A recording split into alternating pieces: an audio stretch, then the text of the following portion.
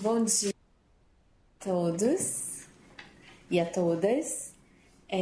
Hoje vai ser uma live diferente. Nós hoje estaremos juntos e nós temos as pessoas ao vivo. Agradecer muito a Thaís, agradecer muito a Cida, a Padre Manuel e a Patrícia. É muito bom contar com vocês aqui.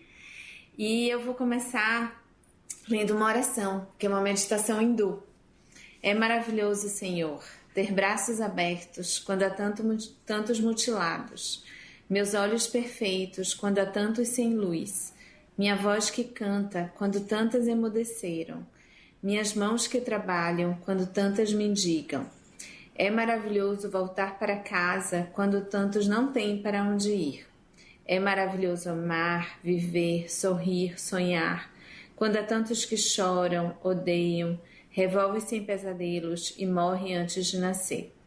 É maravilhoso ter um Deus para crer, quando tantos não têm o consolo de uma crença. E é maravilhoso, Senhor, sobretudo, ter tão pouco a pedir e tanto para agradecer. E eu acho que esse culto é muito para agradecer, né? Nós estarmos hoje completando 25 cultos. A música, né? Setembro finalmente chegou. E agora eu vou passar a palavra para a Thaís. Thaís, na verdade, ela foi uma das co-idealizadoras do culto, porque ela que falou da gente fazer um culto ecumênico. Vamos lá, Thaís. Bom dia, pessoal.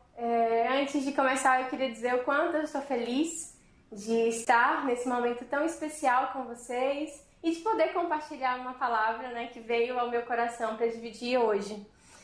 Nos últimos tempos, nós temos ouvido muito falar sobre depressão, sobre ansiedade, sobre estresse. Diversos estudos apontam que durante o período da pandemia, a depressão, o número de casos de depressão dobrou e o número de casos de ansiedade e estresse aumentou 80% ou mais, e isso independente da faixa etária, cometendo cada vez mais crianças e jovens, inclusive.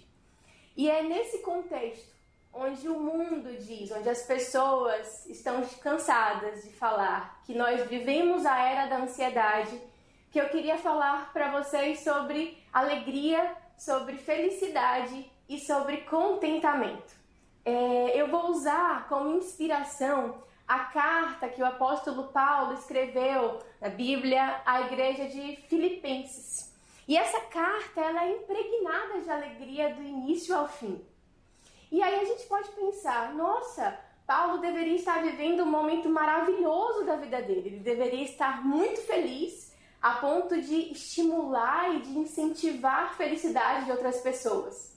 Sim, ele estava muito feliz. Só que tinha um detalhe. Ele estava preso, ele estava aguardando ser julgado.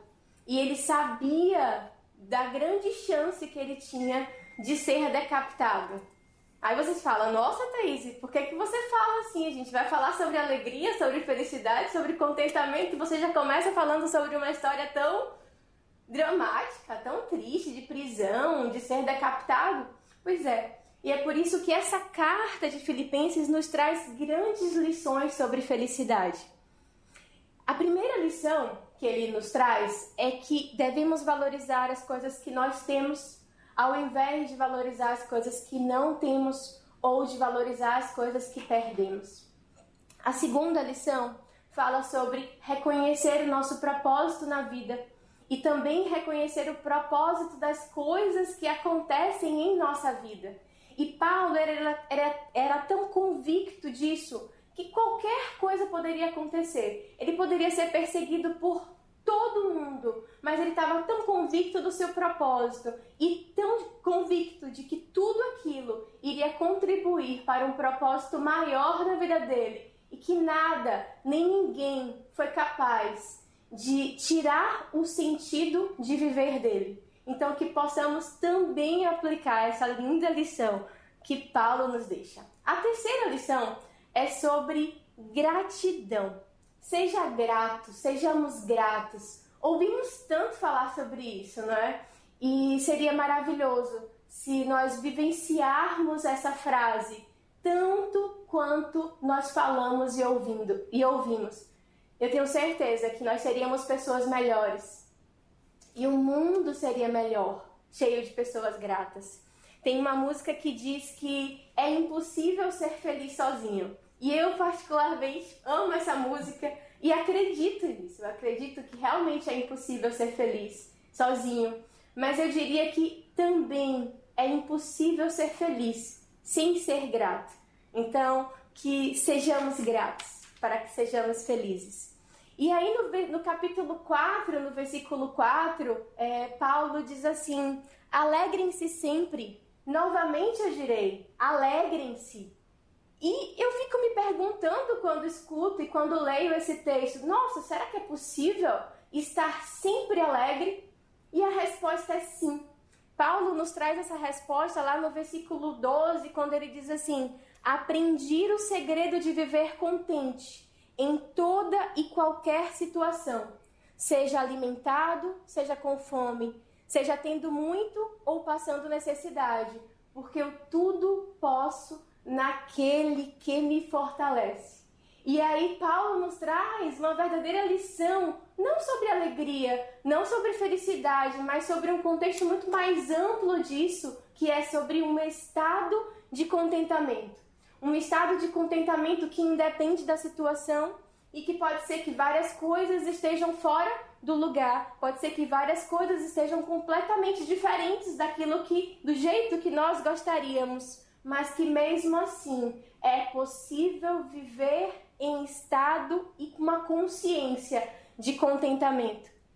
E além disso, que nós possamos reconhecer de que nós não podemos mudar as circunstâncias, mas sim nós podemos determinar a nossa atitude, a nossa conduta diante dela. E para terminar, o meu grande desejo é que vocês vivam esse estado de contentamento e que vocês desfrutem dessa felicidade plena, independente da circunstância. Para mim, eu encontrei felicidade plena ao desfrutar da presença de Deus em minha vida. Mesmo que nem sempre eu esteja bem, mesmo que nem sempre as coisas estejam sob o controle dos meus próprios braços, mesmo considerando todas as minhas limitações, todas as minhas imperfeições, todas as minhas falhas, todas as minhas escolhas erradas, em muitos momentos o Senhor tem sido suficiente para mim e nele eu encontro felicidade plena. E a quarta e última lição, eu prometo que eu vou acabar agora, fala sobre confiança em Deus. Em Romanos 15:13 diz assim: alegria e paz encontramos em crer no Deus da esperança. Isso é lindo porque nós temos o privilégio de contar, de confiar em um Deus bondoso, em um Deus presente, em um Deus justo, em um Deus amoroso, cuidadoso, misericordioso, que está conosco, independente do que estiver acontecendo. E sim, quando alguém nos perguntar como vocês estão, que possamos dizer, nós estamos contentes. E assim como diz lá no Salmo 126, grandes coisas fez o Senhor por nós e por isso estamos alegres. É isso. Bom dia a todos. Bom, essa música é muito especial. Muitas flores para todos vocês. Ontem eu ganhei as minhas de Rosângela, muito lindas, esses girassóis. Bom, agora, Padre Manuel, eu gostaria muito de ouvir a sua mensagem. Primeiro, agradecer ao senhor por todos os vídeos que o senhor já encaminhou ao longo dessa jornada, né? Lhe parabenizar por seu trabalho, que é muito lindo, né? Muitas mensagens de elogio.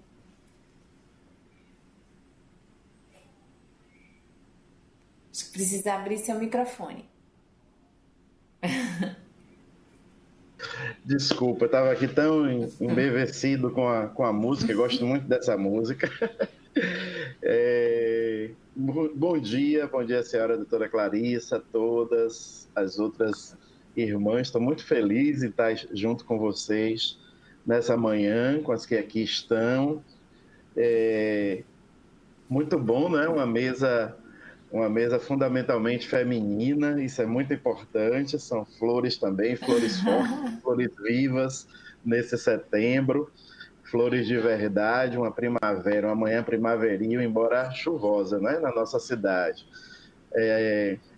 E feliz também por ter a possibilidade de levar uma mensagem de esperança, de força, de fé, depois de ouvir essa explanação tão bonita que foi feita sobre textos das cartas de São Paulo, e de fato podemos verificar que na fé, na graça, na paz, no olhar cheio de esperança, podemos de fato olhar o futuro com vigor, não é? Podemos olhar o futuro com serenidade, podemos olhar o futuro com uma coragem que sai da alma, da ânima, não é? E com entusiasmo, ou seja, com Deus dentro, não é? Deus dentro, entusiasmo, isso é maravilhoso. E é esse Deus dentro da gente que faz com que nós possamos também ser resilientes. A resiliência, a capacidade de resistir às intempéries da vida, e logo podemos nos lembrar como imagem ali da entrada do aeroporto, não é? A entrada do aeroporto é cheia de bambus. Bambu é uma planta que nos ensina muito sobre resiliência.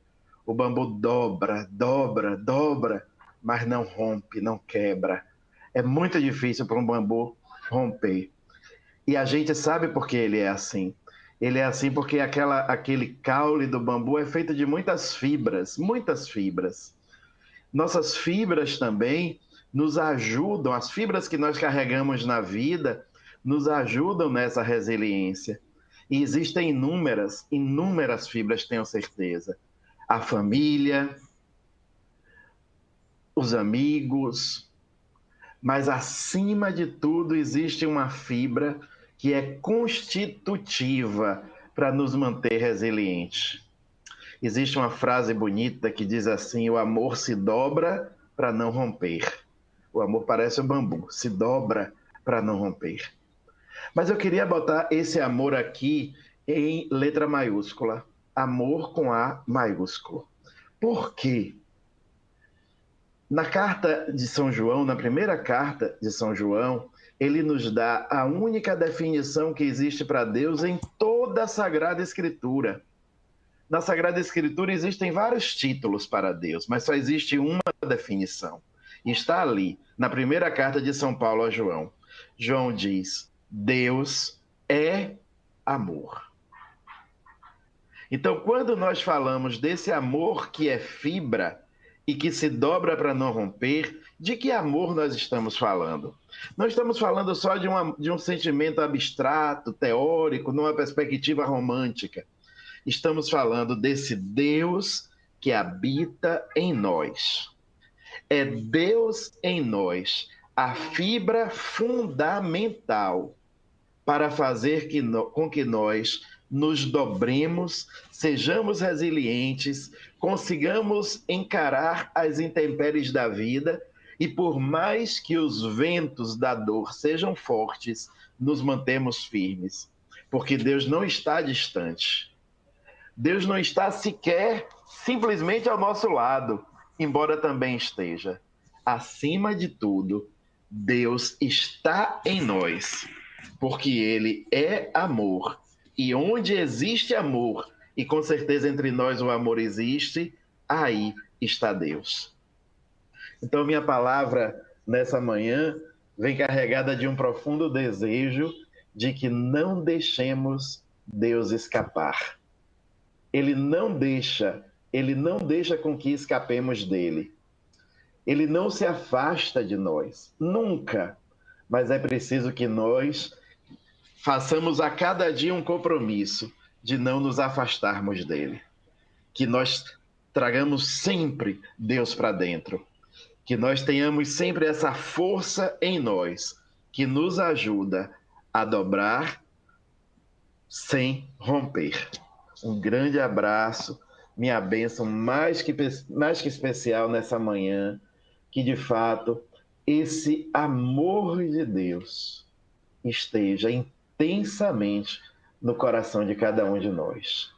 Que assim seja. Cida.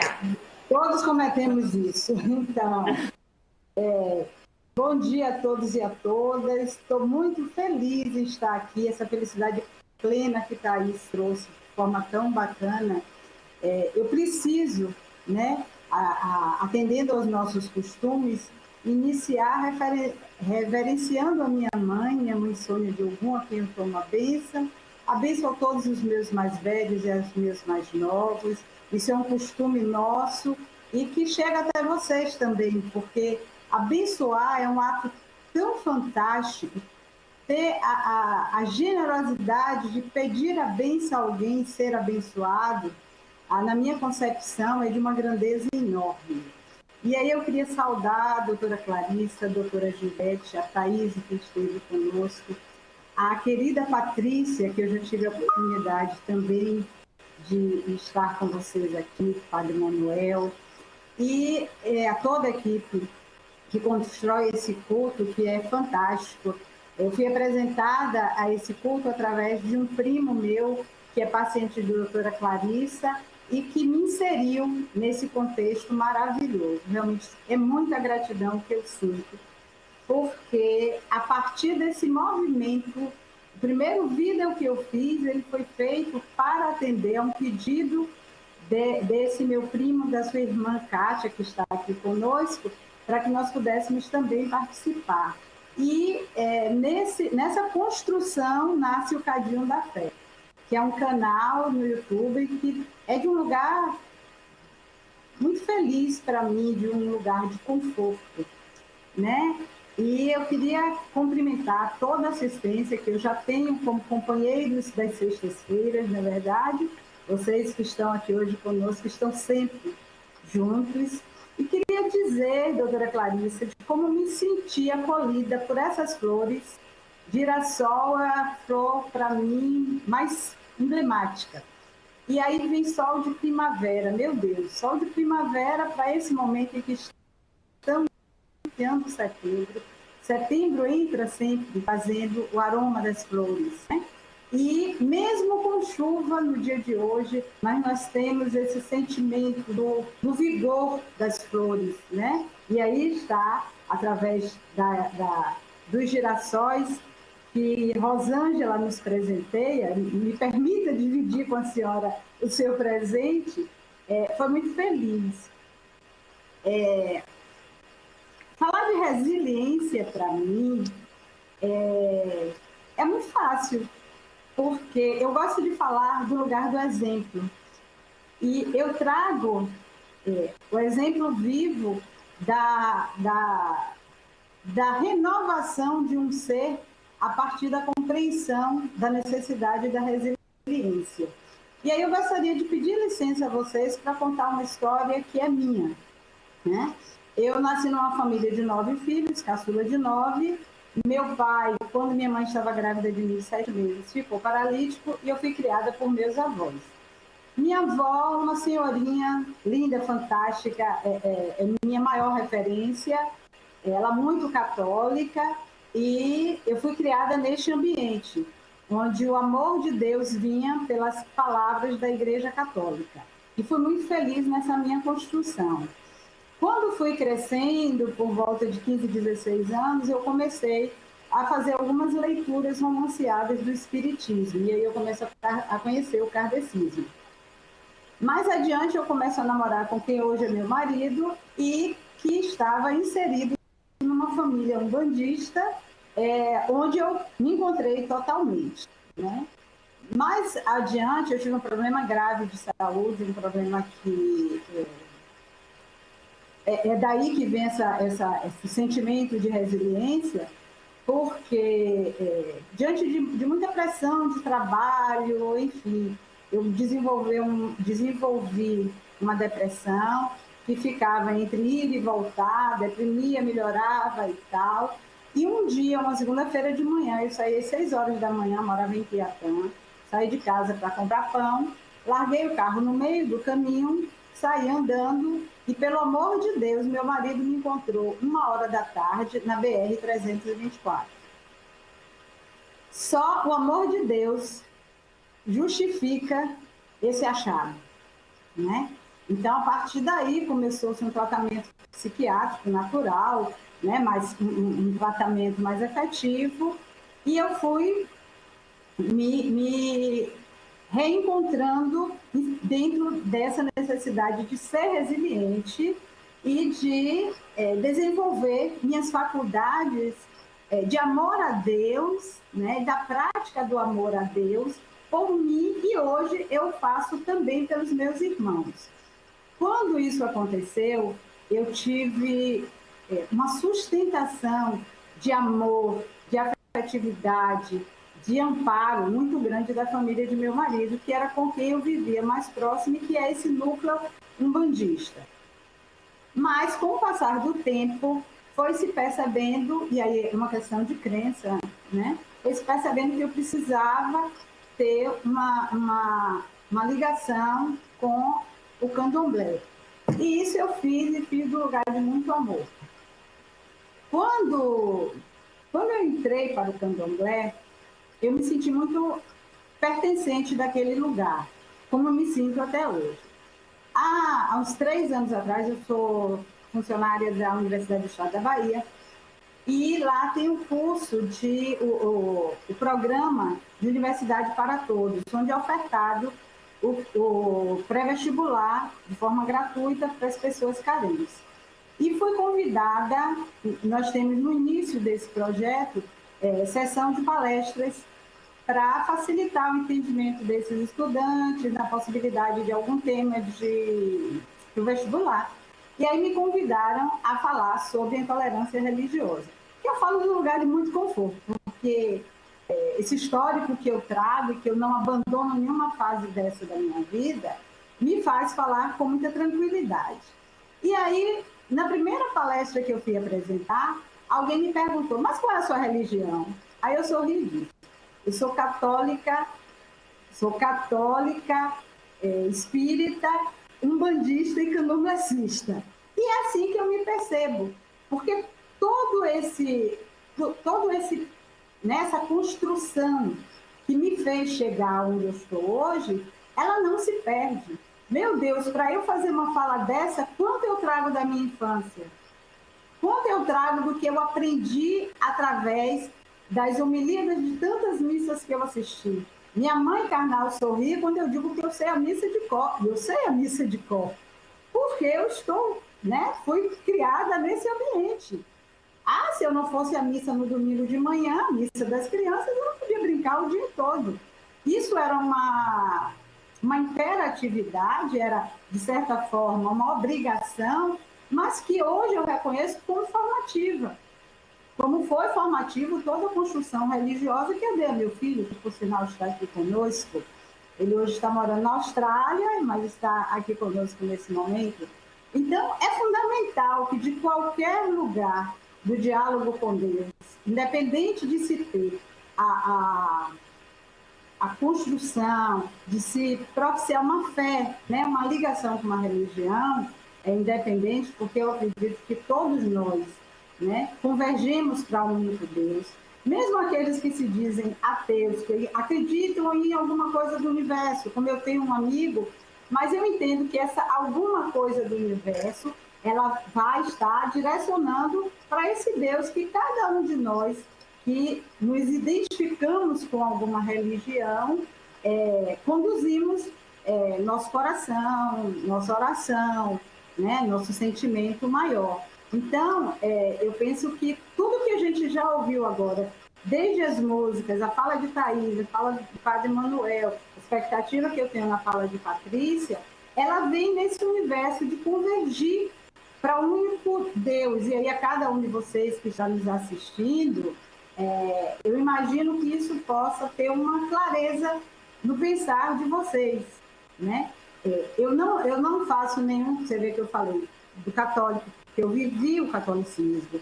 Eu falo do kardecismo, porque eu vivi o kardecismo, inclusive o Evangelho no Lar, que eu mantenho até hoje. Tá? Vivi Umbanda com muita alegria, com muita felicidade, é um lugar para mim fantástico. E hoje vivo essa realidade do candomblé. E aí o Padre Manuel me traz uma coisa que me arrepiou, quando ele fala do bambu. Por quê? O bambu é um símbolo da minha mãe olhar, da minha mãe anciã. E nesse contexto que ele trouxe, do bambu que enverga, mas não quebra, é desse lugar que eu me vejo. Porque eu inventei, eu conheci o lindo. Eu não preciso relatar aqui para vocês, até porque Thaís disse, isso aqui é um momento de alegria, e né? Mas eu não preciso trazer para vocês um relato de quão profundo foi isso, mas é exatamente esse bambu que envergou, né?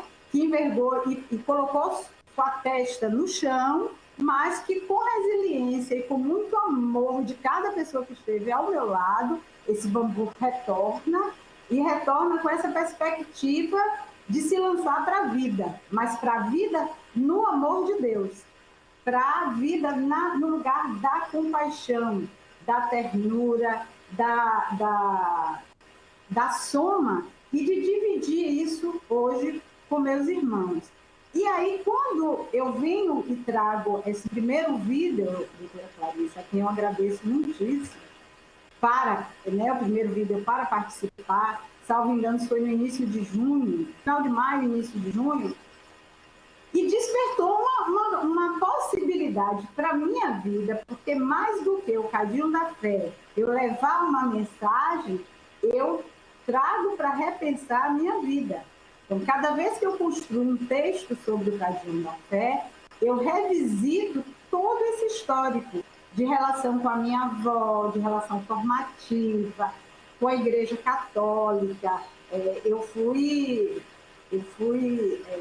catequizada muito nova. Eu fiz primeira comunhão aos 5 anos de idade, pronta para fazer primeira comunhão, né? Eu participei do grupo jovem, eu participei do coral, enfim, é uma relação com a Igreja Católica que é muito forte. E tem uma coisa que eu acho bacana, eu estou aqui me jogando confesso, mas tem uma coisa que eu acho bacana, que, por exemplo, a minha mãe é católica. Quando eu a acompanho numa missa, e é interessante porque eu ouço comentários da família, você não é do candomblé? Sou, mas não deixei absolutamente nada para trás. Então, eu entro numa igreja, eu me aproprio daquele ambiente e eu vou me concentrar naquele momento com ela ou com Deus da forma como a instituição pratica. Então, se eu estou numa igreja para acompanhar uma missa, eu vou me comportar daquela forma. E aí eu estou falando eu, mas é desse lugar que eu entendo que, por não ser uma sacerdotisa, por não trazer uma bagagem científica que possa me colocar do lugar da fala, como são as competências do Padre Manuel, como são as competências da querida Patrícia, eu trago esse exemplo de vida para materializar, né, essa minha condição de fala. Tá? Então, eu queria deixar aqui um registro de que, diante do que Thaís falou, dessa questão da felicidade plena, é isso, gente. A felicidade é você encontrar em cada lugarzinho um bem-estar, por mais dorido que seja. Esse é um lugar de lição, de aprendizado. Então, se você vai lá e procura o que é que está lhe trazendo essa construção, quanto contribui para a sua formação, você vai descobrir o que é essa felicidade, tá? Então, era isso que eu queria deixar aqui o registro. Mais uma vez, agradecer a todos vocês esse espaço.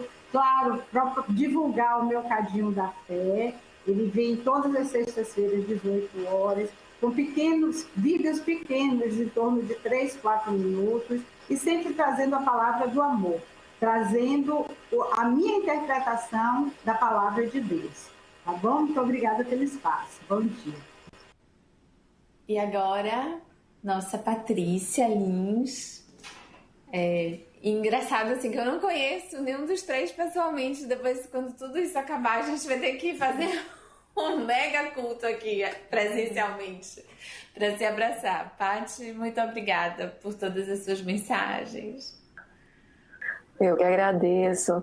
Oi, gente, está sendo difícil conter emoção, viu? Quantas falas bonitas, quantas expressões do amor de Deus inspiradas. Thaís, Cida, Padre Manuel, que riqueza. Eu me sinto muito beneficiada. Agradeço penhoradamente que Jesus e Deus, nas suas diversas expressões, esteja conosco hoje. Falar sobre resiliência, eu pouco menos teria a acrescentar depois de falas tão bonitas, mas eu me recordei de uma parábola de Jesus. Jesus, como esse mestre exemplar, ele costumava fazer uso dessas expressões simbólicas para nos dar grandes ensinamentos.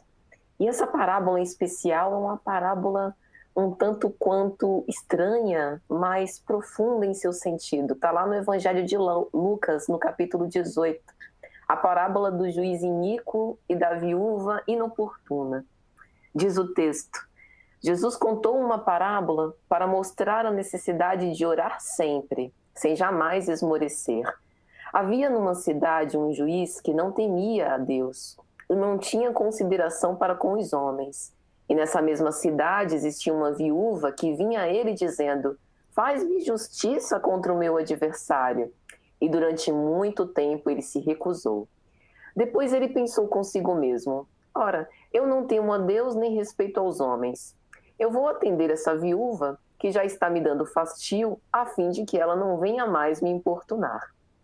E aí Jesus acrescenta: escutai bem o que diz esse juiz iníquo.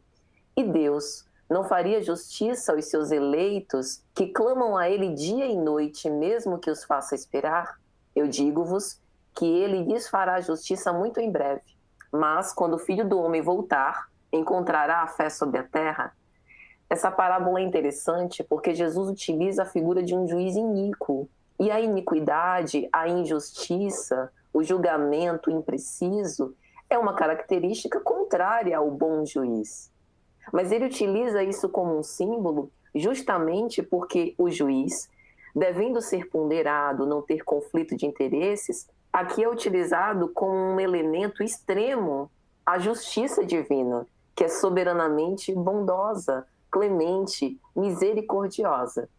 E a figura da viúva, é importante que a gente reflita que naquela época as viúvas, junto com os órfãos, com os estrangeiros, eram os vulneráveis sociais, que hoje seriam aqueles que não têm amparo previsto em lei, que eram frequentemente ignorados e indefesos. Então ela se lança do único recurso que ela tem, a insistência. E pela perseverança, ela continua insistindo para que a sua causa fosse defendida por aquele juiz, a fim de que ela obtivesse o que ela quisesse. Então, ela é o símbolo daqueles que não esmorecem. Vejam que, em momento algum dessa parábola, a gente tem acesso ao pedido. Se o pedido da viúva foi ou não pertinente, se ela realmente queria a justiça porque ela estava numa condição de alguém que precisava de quem a defendesse. Isso pouco importa. O que significa dizer não é que Deus vá realizar todos os nossos caprichos, mas Ele sempre nos escuta. Muitas vezes Ele nos corrige naquilo que nós ainda temos necessidade de aprender, mas Ele sempre nos ouve. Como Pai amoroso e bom, Ele sempre está atento para as nossas necessidades e para as nossas súplicas. E aí tem a questão da oração. Muitas vezes a gente utiliza a oração, mesmo que inconscientemente, como se fosse uma espécie de senha, de chave para conseguir realizar os nossos desejos. Mas a oração, seja qualquer expressão que ela tem que ser alimento, ela tem que ser o nosso Wi-Fi, a nossa conexão com Deus. Aquilo de que a gente extrai as forças e o ânimo para as nossas lutas. E às vezes quando a gente acha que Deus não nos escuta, quando Deus parece tardar, Ele nunca tarda, nem jamais falha. Às vezes, o objetivo é justamente nos exercitar a essa paciência. Porque, de outro modo, como que nós poderíamos exercitar essas habilidades do bambu, como o padre trouxe? De nos dobrar perante os desígnios sublimes, de nos dobrar perante as situações da vida para aprender com elas. As tribulações e as experiências difíceis, elas nos mostram o quanto Deus está perto, tão perto que está dentro. Portanto, nunca deveremos desistir. Ainda que a nossa oração e que as nossas súplicas pareçam não correspondidas, tenhamos a certeza. Deus muitas vezes envia os seus emissários através destes nossos sireneus, como o sireneu que ajuda o Cristo a erguer a sua cruz naquele triste trajeto rumo ao Gólgota. Os sireneus podem ser essas lives de encorajamento para o nosso dia, podem ser as epístolas paulinas, como Thaís bem trouxe.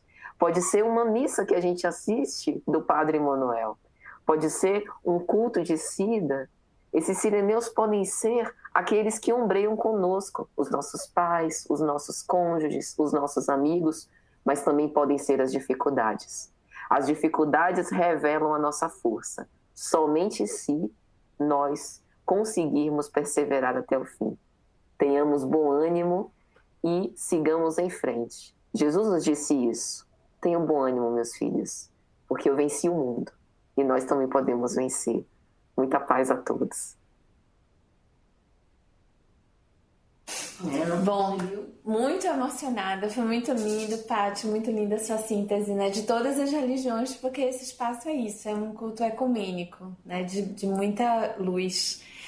Eu gostaria só de encerrar com essa oração bem pequenininha de Joana: faz o bem em toda parte, com as mãos e o coração, orando e esclarecendo, a fim de que o trabalho da verdade chegue em teus braços como estrelas luminescentes em formas de mãos. Então, minha gratidão a cada um de vocês, ao Padre Manuel, a Cida, a Thaís, a Patrícia, a Marcela, a Débora, todo o pessoal da Road, a Judete, minha companheira. Eu acho que foram muitas bênçãos de luz. Então, que a gente possa continuar nesse nosso trabalho, que dá um trabalho danado, mas que vale muito a pena. Muita gratidão. Ok.